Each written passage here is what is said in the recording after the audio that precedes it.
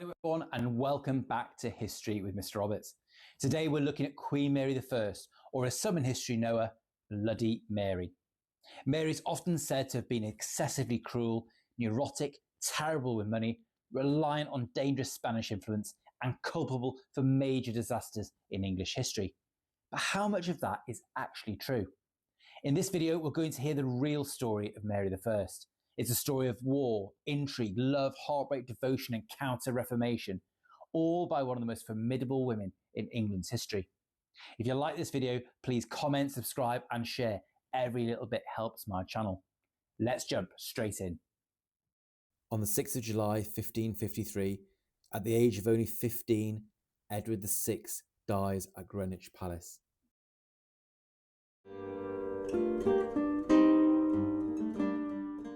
Mary, the eldest of Henry VIII's children and daughter of the famous Catherine of Aragon, awaits news on her brother's passing and her accession as queen.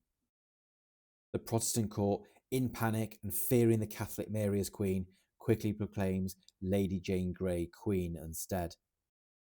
During an unseasonably cold and wet summer, Mary at Framlington Castle gathers her forces to fight for her throne. The Privy Council, on hearing of Mary's strength and growing support, back down. Many of them flee or promise obedience to Mary as England's rightful heir. The coup against Mary collapses and Lady Jane Grey is arrested.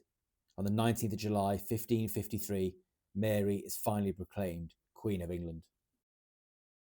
England now had its first ever queen, and a Catholic one at that. Mary faced immense problems, both foreign and domestic.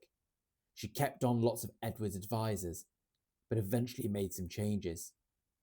New people arrived such as Simon Renard, the imperial ambassador to the Habsburg Empire, and Cardinal Reginald Pole eventually returned as Archbishop of Canterbury. Mary wanted to start making big religious changes, but she was also pragmatic and listened to her advisors. Edward VI, her brother, had still not been buried. Mary listened to her advisors and relented, allowing him to be buried with a Protestant service, officiated by Thomas Cranmer. But Mary was determined to wind the clock back and make England Catholic again. In 1553, the Catholic Mass was re-established. In 1554, the Parliament passed a second Statute of Repeal, bringing Rome and England back together. And between 1555 and 1558, the Heresy Acts were revived. Protestants could now be burnt at the stake.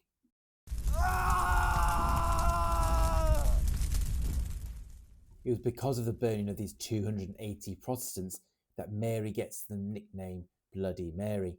But in reality, this behaviour was very common across Europe and was a normal way of dealing with heresy. Now that England had returned to the Catholic fold, Mary needed to secure England's place in Europe, and also to marry and to produce an heir. With that, she looked to Spain and Philip II, one of the most powerful rulers in the world. His delegation arrived in London on a very cold January to negotiate the marriage treaty. Across the country, anti-Spanish feeling was growing. Sir Thomas Wyatt the Younger became a rebel, marched on London, but eventually was defeated and was executed. Mary had negotiated cleverly. The marriage treaty strictly limited Philip's power. He couldn't drag England into wars without Parliament's consent, couldn't appoint foreigners to office, and had no claim to rule if Mary died childless. With the treaty now agreed, on the 25th of July 1554, Mary married Philip in Winchester Cathedral in a lavish ceremony.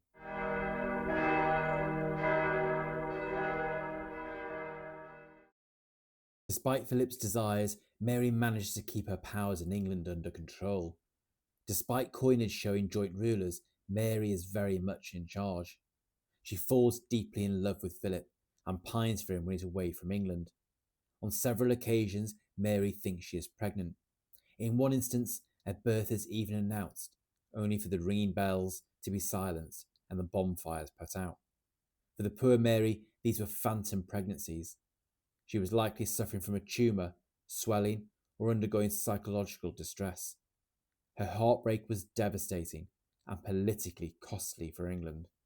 Even today, many historians still focus on the sad story of Mary's failure to conceive, or her obsession with returning England to Catholicism. But Mary did so much more. She helped to improve, strengthen, and reorganise the English navy.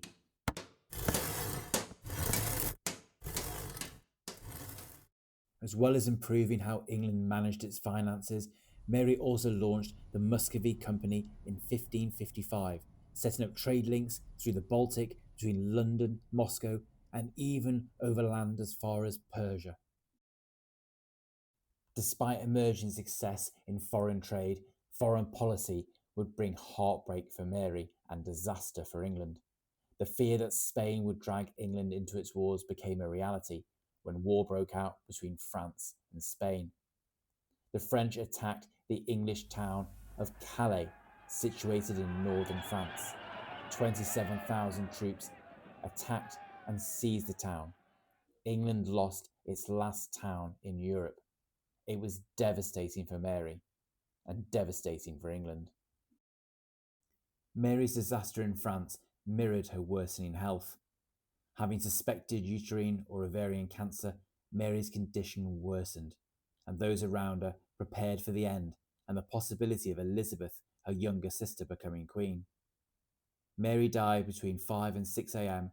on the 17th of November 1558, aged 42 years old.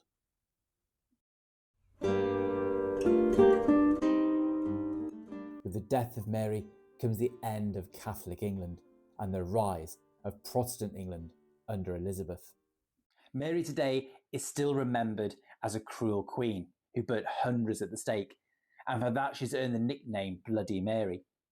But Mary was more than a mad queen hell-bent on mass killing. It's difficult for us to imagine now, but she genuinely thought she was saving people's souls. And she was implementing a punishment that was standard practice across much of Europe at the time. Mary also wasn't the docile, weak and feeble queen some make out. She commanded armies, stood up to men around her. Of course, history is often written by victors, and in this, Mary has become the victim. Elizabethan Protestant England needed to bury the idea of Mary, and they've done so successfully. Even today with my classes, we ask students to assess whether it's fair to call her Bloody Mary. In reality, the strong, courageous Mary, who also longed for love and a child of her own, lay the groundwork for Elizabeth. Without Mary proving a woman could rule, and rule confidently, Elizabeth and England's next phase as a world power would never have been possible. I hope you enjoyed the video. Remember, if you did, please comment, like, share with others. Every single little bit helps my channel. Okay, until next time, take care.